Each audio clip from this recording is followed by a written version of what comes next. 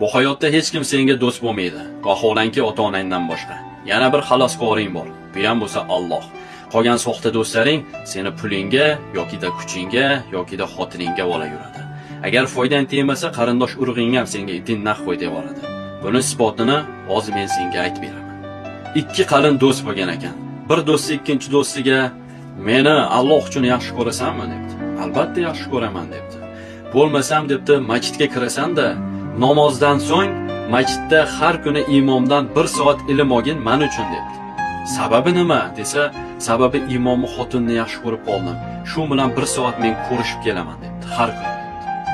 Do'stini Alloh uchun yaxshi ko'rgani uchun do'sti rozi bo'ldi va har kuni masjidda namozdan so'ng imomdan 1 soat ilm olar ekan. Kunlar o'tib do'stini ilmi oshib ketibdi-da, imomga nisbatan mehr oshibdi va bugun debdi, "Ilm olganimdan so'ng imomga barchasini aytib beraman" deb o'ziga o'zi qasd qilib boribdi. Va ilm olgandan so'ng imomni to'xtatib, "Sizga gapim bor" debdi. "Qanaqa gap? Gapiravering" debdi. "Xotiningiz bilan ajrashing, u sizga xotinlik qila olmaydi" debdi. Desa imom kulib qo'yib, "Bo'tam men hali uylanmaganman" debdi. Haligi bola boshini ushlab qopti-da, uyiga yugura sola ketibdi.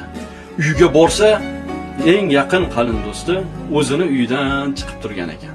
Shuncha mahalgacha do'stini xotini bilan yurgan ekan. Mana sizlarga isbot.